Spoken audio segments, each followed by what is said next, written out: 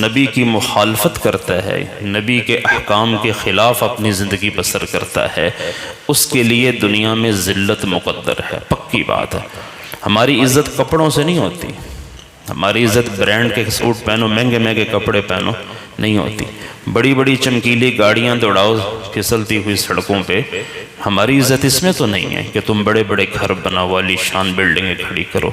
جی عربوں میں مقابلہ ہے، عرب دیکھیں نا کیسے وہ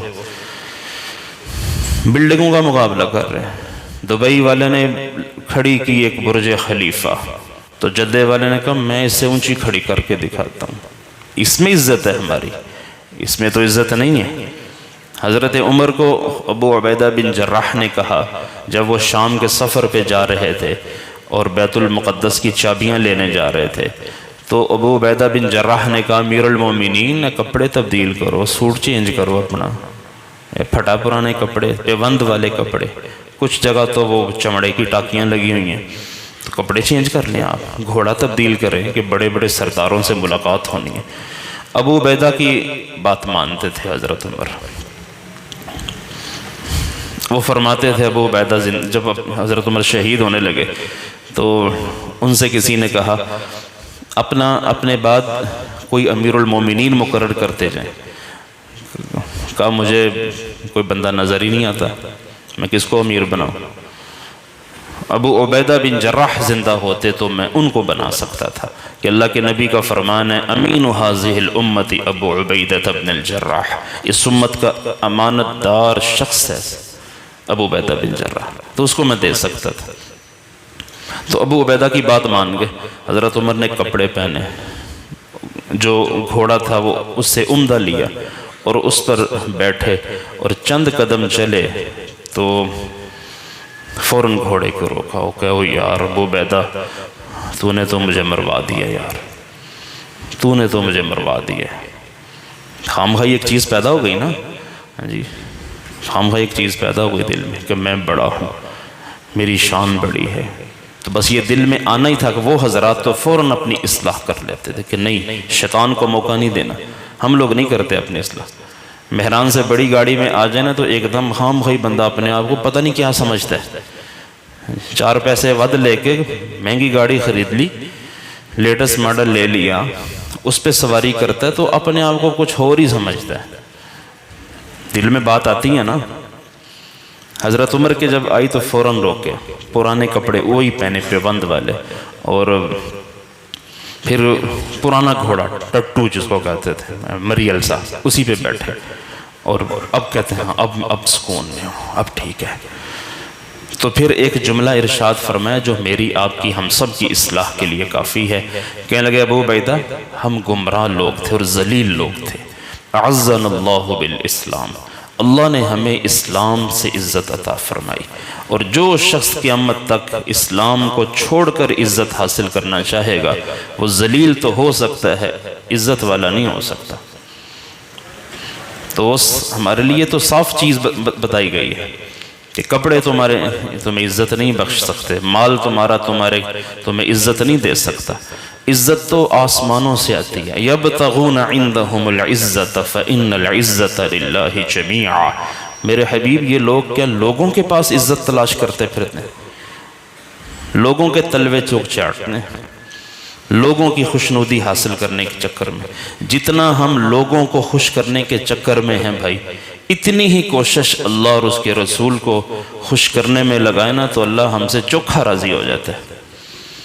جتنا ہم مال خرچ کرتے ہیں کسی آدمی کو خوش کرنے کے لیے کہ فلاں سیاسی بندہ مجھ سے خوش ہو جائے، اب بڑے بڑے بینر لٹکا دیتے ہیں، پورا شہر ہی جناب اس کے جھنڈوں سے اس کی تصویروں سے ہم بھر دیتے ہیں، مال کی فراوانی ہے، مال برباد کرتے ہیں۔ کیوں؟ فلاں ہمارا لیڈر ہے وہ خوش ہو جائے گا کہ جگہ بڑا مال خرچ کیا ہے، اور وہ کم بخت پھر بھی خوش نہیں ہوتا، کوئی بھی ہوگا وہ خوش نہیں ہوگا۔ یہ دوستیاں اغراض کی ہیں، جس سے جو غرض ہے جب تک غرض پوری ہوتی رہے گی بندہ ساتھ جڑا رہتا ہے، غرض پوری نہیں ہوتی یا ختم ہو جاتی ہے تو اس کو اتار کر پھینک دیا جاتا ہے۔ تو ہم اس لیے اللہ کے حبیب فرماتے تھے کہ جب آدمی کے مال سے برکت کو ختم کر دیا جاتا ہے، اذا لم یبارک للعبد فی المال جعلہ فی الماء والطین، جب کسی شخص کے مال سے برکت کو ہٹا لیا جاتا ہے وہ پیسہ پھر زائد تعمیرات میں لگ جاتا ہے، فضول تعمیروں پہ لگ جاتا ہے۔ تو آپ نے فرمایا بدترین ہے وہ مال جو فضول تعمیر پہ لگے، جہاں ضرورت ہی نہیں تھی وہیں کروڑوں روپیہ لگا دیا بندے نے، ایمی خام خواہ بنا دیا۔ تو اللہ ہمیں اس کی سمجھ میں، عزت ہے اللہ اور اس کے رسول کی اطاعت میں، ذلت ہے اللہ رسول کی نافرمانی میں۔ ان الذین یحادون اللہ ورسولہ اولئک فی الاذلین، جو لوگ اللہ اور اس کے رسول کی مخالفت کرتے ہیں یہ لوگ اس دنیا کی زندگی میں ذلیل ہو کے رہیں گے۔ ہمیں اللہ بھیجا کس لیے؟ ہم اپنا مقام تو چیک کریں نا، ہم دنیا میں آئے کیوں تھے؟ اللہ کے حبیب ایک قبے کے پاس سے گزرے، کسی صحابی نے اپنے گھر بنایا اور اوپر تھوڑا قبہ بنا لیا گنبد نما، تو اللہ کے حبیب گزرے اور ناگواری سے کہا یہ کس کا ہے؟ تو بتایا گیا فلاں شخص کا ہے۔ خاموشی سے آپ چلے گئے لیکن ناگواری کا اظہار کیا۔ بعد میں وہ صحابی تشریف لائے اور انہوں نے آ کے آپ کو سلام کیا تو آپ نے ان کے سلام کا جواب ہی نہیں دیا۔ تو یہ چیز تو صحابہ کو چبھتی تھی کہ نبی کو سلام کریں اور آپ جواب نہ دیں، حضور ناراض ہو گئے، وہ میری تے تباہی ہو گئی یار، چاہے میں کتنا ہی پیسے والا کیوں، میں حضور اگر مجھ سے ناراض ہو گئے میری تو تباہی ہے یار۔ تو اس نے صحابہ سے پوچھا کیا بات ہے حضور مجھ سے ناراض ہیں؟ آپ نے وہ کہنے لگے تیرے گھر کے پاس سے گزر کے پوچھا تھا یہ کس کا ہے تو ہم نے بتا دیا فلاں کا ہے۔ گھر گئے ہتھوڑا اٹھایا سب برابر کر دیا، خالی پلاٹ کر دیا کہ نہیں چاہیے ایسے گھر جس سے اللہ کے رسول ناراض ہوں، توڑ پھوڑ کے پرے پھینک۔